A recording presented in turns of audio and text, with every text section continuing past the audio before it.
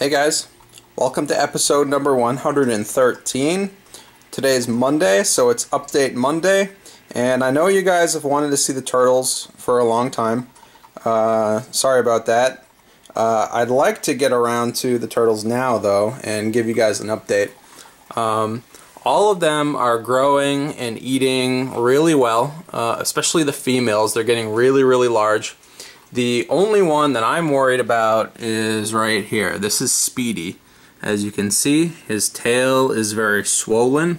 This is the one who hasn't been eating for the past 3 or 4 weeks now. He has eaten a little bit. He'll eat 1 or 2 pieces of shrimp every few days, and I have seen him excrete what's left over, so he's not completely blocked up.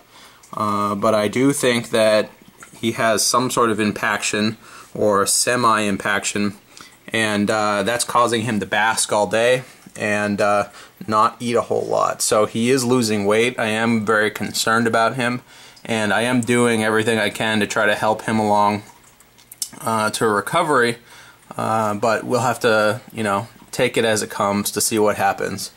As for the rest of them, they're all doing really well.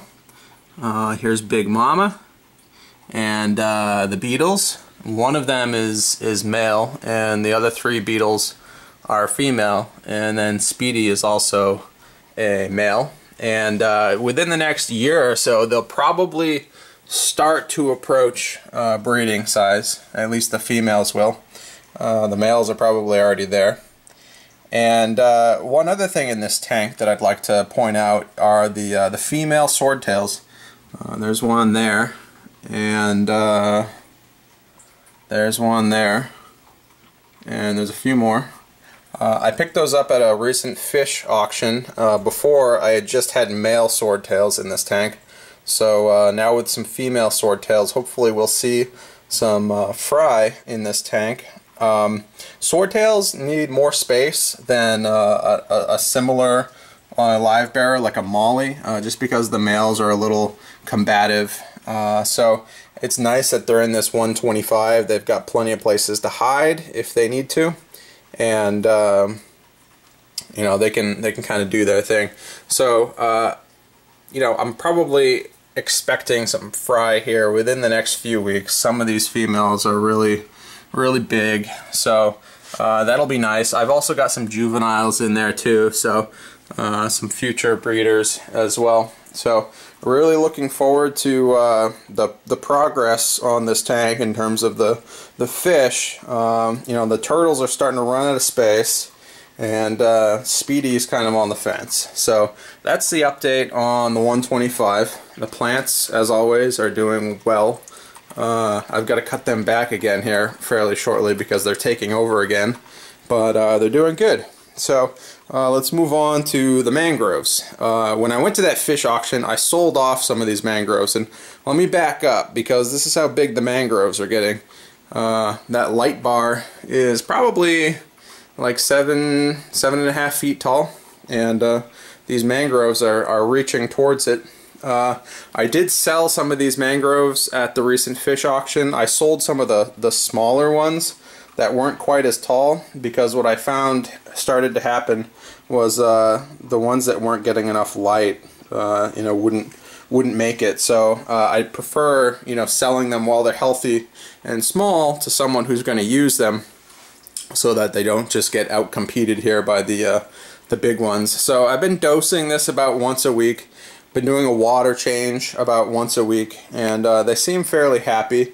I would like to get these guys planted and get them some more natural sunlight, but we'll see how that goes. They're doing fine right now, just under these lights, CFL bulbs, but yeah, we'll see how it goes. It looks like another one burnt out, so that's been kind of a reoccurring theme over here, is replacing the burnt out bulbs. But I have been looking into LED lights. They're still a little too expensive for me to invest in at this point, but I feel like the low electricity cost and the very long life is going to be something to look into here shortly as the price drops. And this little guy is from the office. I brought him home over vacation because I wasn't too sure, you know, how he would do in the office all week by himself, and I figured he'd be better off here. So I brought him home. It's just easier to take care of him, and he's doing really well. I had him in the 55-gallon tank for about a week while I was away, and he ate basically every single baby molly fry that he could get his hands on during that time, which is fine. I've got plenty of fish in that tank and I wasn't too concerned, but he got really fat for a little while.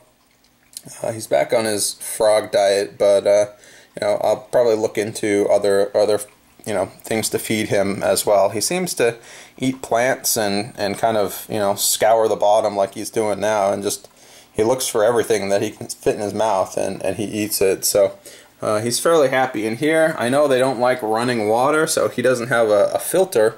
I just do large water changes every week, and he's got his heater in here, so he's doing pretty good. He's got a lot of light on his tank because he is right next to these lights here, but he's doing all right. Typically they like more of a dark environment, but he's doing okay. And then one last little update here is on the molly tank, the 55-gallon tank. I don't know if I can find him. He's probably hiding underneath here, but I do have one crayfish. I started out with 3. I got them at the fish auction, and then 2 escaped and dried out, unfortunately, so I only have 1 left. But I would like to at some point get them set up in their own tank.